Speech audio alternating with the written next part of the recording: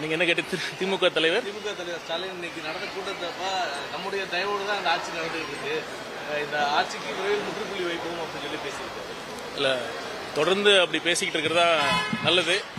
அவங்க நம்ம நம்ம தலைவர் சொன்ன மாதிரி தொடர்ந்து மக்கள் தீர்ப்பை மதிக்காம, மக்கள் தீர்ப்பிட்டு இருந்து பாடம் கத்துக்காம தொடர்ந்து இந்த மாதிரி பேசிக்கிட்டே இருந்தா திமுக நல்லா இருக்கும். அதனால தொடர்ந்து அவங்க மாதிரி பேசிக்கிட்டே இருக்கும்.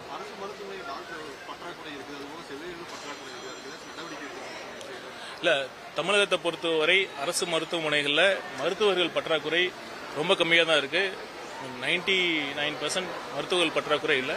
அது தவிர நம்ம பயிற்சி மருத்துவர்கள், ஃபாரின்ல இருந்து படித்த மருத்துவர்கள் மற்றும் பிஜிஸ் முதுகுநிலை மருத்துவர்கள் அவங்களும் நம்ம டிஸ்ட்ரிக்ட் ஹாஸ்பிட்டல்ஸ்லாம் போஸ்ட் பண்ணிட்டு இருக்கோம். மருத்துவர்கள் பற்றாக்குறை இல்லை, செவிலியர்கள் பற்றாக்குறை இருக்கிறது.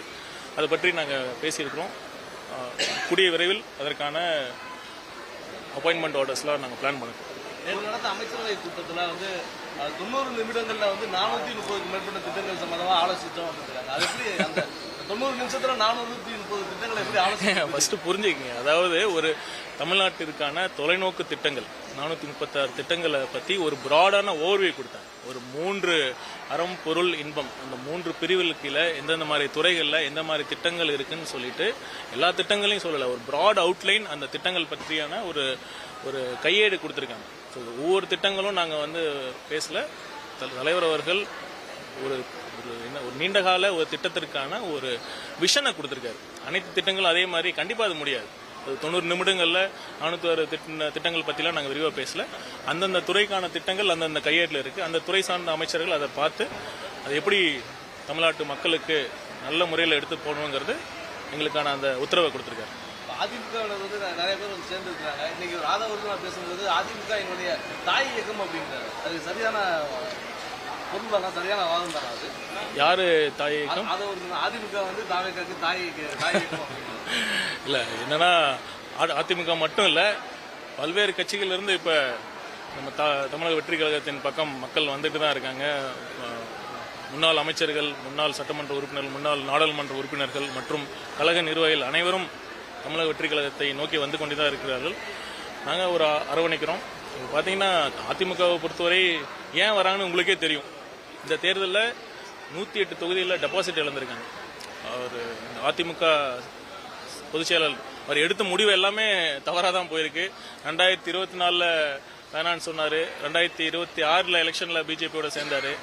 அது ஒரு ஹைலைட்டாக இந்த தீர்ப்பை மதிக்காம திமுகவோட கூட்டணி சேர்ந்து சிஎம் ஆகும்னு நினைச்சாரு பாருங்க. அதுதான் அவர் எடுத்த சிறந்த முடிவு. அதை பிடிக்காம தான் எல்லாம் வந்துட்டு இருக்காங்க.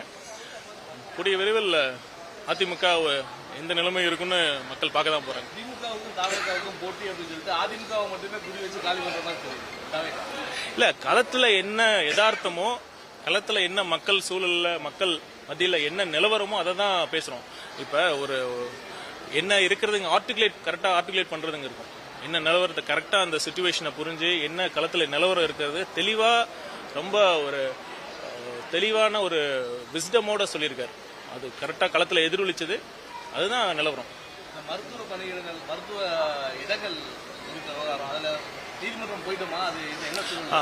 அதாவது சூப்பர் ஸ்பெஷாலிட்டி அப்படிங்கிற இப்போ மாண்புமிகு எதிர்க்கட்சி தலைவர் அவர்கள் கூட ஒரு அறிக்கையில் சொல்லியிருந்தாரு. இது மாதிரி தமிழக வெற்றி கழக அரசின் அலட்சியத்தால் நம்ம ஒன்றிய அரசுக்கு நம்ம சரண்டர் பண்ணிட்டோம் அப்படிங்கிறது மாதிரி இல்லை. கண்டிப்பாக பார்த்தீங்கன்னா கடந்த 2 ஆண்டுகளில் தான் அப்படி சரண்டர் பண்ணியிருந்தோம், எந்த வித எதிர்ப்பும் இல்லாமல். இந்த ஆண்டு பார்த்தீங்கன்னா தமிழக ஒரு நேஷனல் மெடிக்கல் கவுன்சில் ஒரு கட் ஆஃப் வச்சிருக்காங்க. அந்த கட் ஆஃப்க்கு மேலே இருக்கிறவங்க தான் எலிஜிபிள். இப்போ என்னாவது, நம்ம தமிழ்நாட்டுக்கு ஒதுக்கப்பட்ட அந்த இடங்கள் நிறைய சமயம் ஃபில் ஆக முடியல. ஏன்னா நிறைய டாக்டர்ஸ் வில்லிங்காக இருக்காங்க, ஆனால் கட் ஆஃப் அதிகமாக இருக்கனால நம்ம ஃபில் பண்ண முடியல. அதனால என்ன ஆகுது, கடந்த 2 ஆண்டுகள் யூனியன் லிஸ்ட், அதாவது ஆல் இண்டியா கோட்டாக்கு சரண்டர் பண்ணிட்டாங்க. ஆனால் அவங்களாலையும் ஃபில் அப் பண்ண முடியாமல் என்ன பண்ணாங்க, அவங்க அதுக்கு பிறகு ஆல் இண்டியா கோட்டால கட் ஆஃபை குறைச்சி ஃபில் பண்ணாங்க. இது பார்த்தீங்கன்னா அது நாமளே பண்ணியிருக்கலாம். நம்ம கட் ஆஃப், நம்ம ஸ்டேட்டுக்கு கட் ஆஃபை குறைக்க அதிகாரம் இருந்ததுன்னா நாமளே குறைச்சி நம்ம தமிழக அரசு மருத்துவர்கள் மூலமாக அந்த இடங்களை ஃபில் பண்ணியிருக்கலாம். இதற்காக உடனடியாக உச்சநீதிமன்றத்தை நாங்கள் அணுகியிருக்கோம், மேல்முறையீடுக்காக அணுகியிருக்கிறோம். கூடிய விரைவில் இதற்கான நல்ல முடிவு வரும் நாங்கள் எதிர்பார்க்கிறோம்.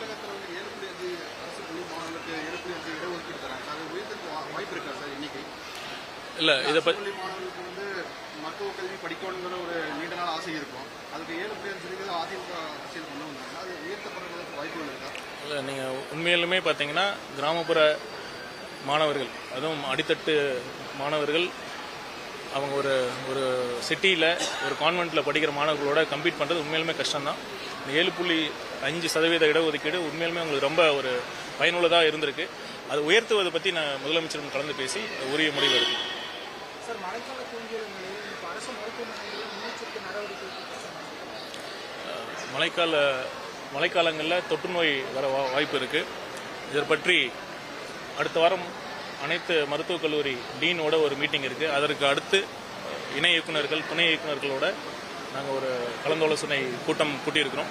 இதை பற்றி மட்டும் அல்லாமல் மருத்துவத்துறையில் வேறு என்னென்ன சீர்திருத்தம் கொண்டு வர வேண்டும் அதை பற்றி நாங்கள் ஆலோசிக்க போகிறோம்.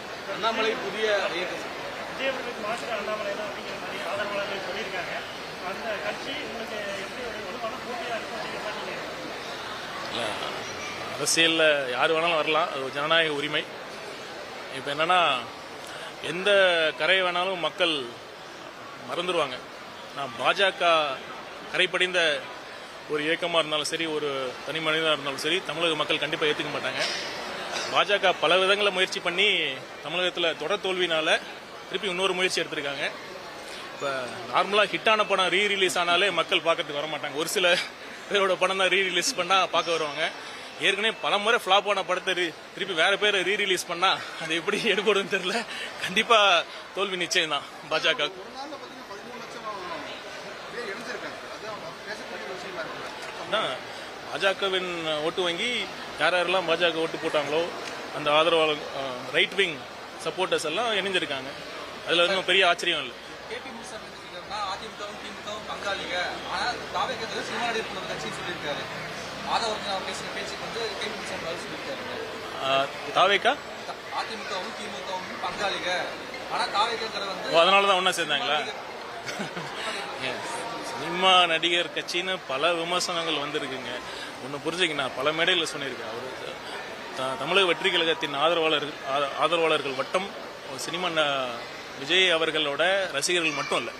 இப்போ 50 வருஷத்துக்கு மேலே தமிழகத்தை 2 கட்சியும் மாறி மாறி ஆட்சி பண்ணிட்டு இருந்தாங்க.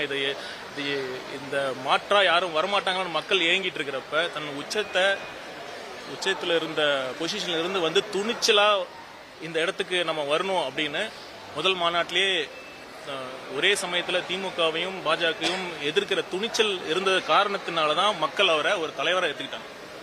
இப்போ தமிழக வெற்றி கழகத்துக்கு ஓட்டு போட்டது யாரும் விஜய் ரசிகராக ஓட்டு போல, விஜய் அவர்களை, நம் தலைவர் அவர்களை தலைவராக ஏற்றுக்கிட்டனால தான் ஓட்டு போட்டிருக்காங்க. சரிங்களா? நன்றி.